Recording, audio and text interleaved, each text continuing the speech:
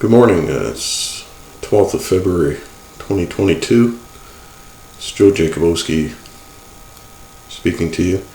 I'm a retired OPP sergeant, retired in 2016. I feel compelled to send a message out to my fellow officers, the current officers who are still active duty. Part of my career in the last 3 years, I taught the recruits at the Ontario Police College in Elmer. So many of you out there I've instructed. And it's not easy to say, but there's many fellow officers out there that I'm seeing that, my God, folks, like, you know what you're being told to do is wrong. Whether you've got any spiritual background where the oath of office actually that you swore to actually has a spiritual meaning to you, or it's just that, or whether it's just a personal ethical meaning to you, it has to have some meaning to you.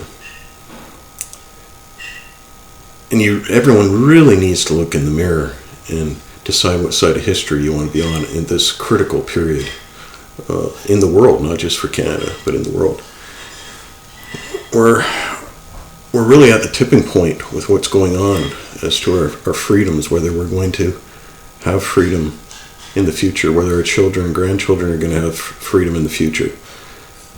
Whether people choose to believe it or not, there is a very, very, very determined segment of our world that wants total domination, and they don't want us to have freedoms.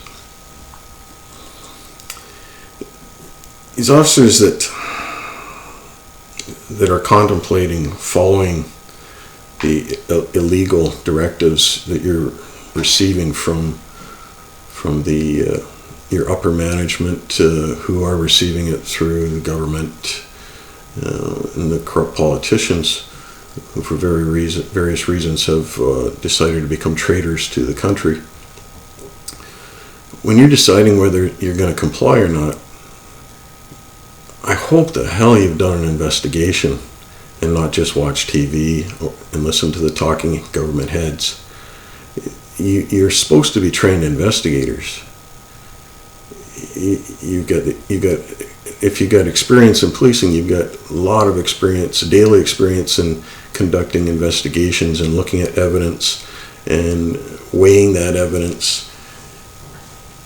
It's a daily activity in policing. So how the hell can you just blindly follow your TVs when it comes to something as important as to the freedoms around the world, and whether you're going to decide to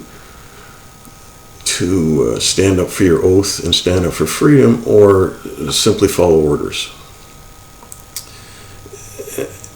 And this is a very critical time for our whole profession, because if you take violent action, and you know there's going to be violence if you move in to make arrests, you know it. So if you take that violent action,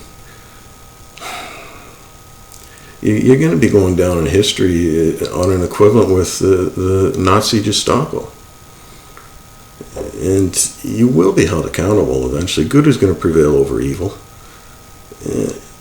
So really, every officer out there, please, and the military as well, Canadian military, it's time to do what the people rely on you to do, which is maintain the freedoms for our citizens. You can see the corruption. You know very well the corruption. And the corruption may very well, I'm sure it's at the top of our military as well, because they're all politicians at the top. And this goes for our Native community too. Your chiefs, they're all politicians. The leadership's got to come from the people, not from these corrupt leaders. So everybody has an individual decision to make, and I pray that everyone makes the right decision. And And I don't know what else I can say. Just do the right thing.